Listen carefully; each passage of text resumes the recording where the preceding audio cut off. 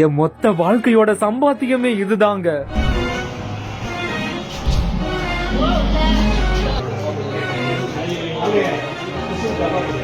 மொத்த பணத்தையும் மீட்டு கொடுத்த அதிகாரிகளுக்கு கைகூப்பி நன்றி தெரிவித்த முதியவர். கம்ப்ளைண்ட் கொடுத்த 2 மணி நேரத்தில் தட்டி தூக்கிய காவல்துறை அதிகாரிகள். போலீசாருக்கு குவிந்து வரும் பாராட்டு மழை. மதுரை மாவட்டம் டி வாடிப்பட்டியைச் சேர்ந்த 80 வயது முதியவர் பரமசிவம் கோயம்புத்தூர்ல உள்ள தனது மகன் வீட்டிற்கு சென்றுவிட்டு அங்கிருந்து திண்டுக்கல் மாவட்டம் நிலக்கோட்டையில் உள்ள வங்கியில 10 லட்சம் ரூபாய் பணம் செலுத்த வத்தலகுண்டு பேருந்து நிலையத்துக்கு வந்திருக்காரு.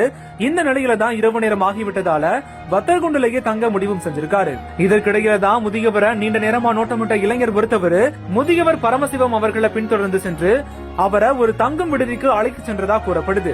தொடர்ந்து முதியவர் கிட்ட பேச்சு கொடுத்துட்டு இருந்துட்டு அவர் அசந்த நேரத்துல 10 லட்சம் ரூபாய் இருந்த பணப்பெட்டியை தூக்கிட்டு தப்பி சென்றிருக்காரு. கொஞ்ச நேரத்துக்கு அப்புறமா கண்விழித்த முதியவர் உடனடியா வத்தலகுண்டு காவல் நிலையத்துல இது தொடர்பா புகாரும் கொடுத்திருக்காரு. முதியவர் கொடுத்த புகாரின் பேரில உடனடியா களமிறங்கிய போலீசார் சிசிடிவி காட்சிகளை கொண்டு விசாரணை மேற்கொண்டிருக்காங்க.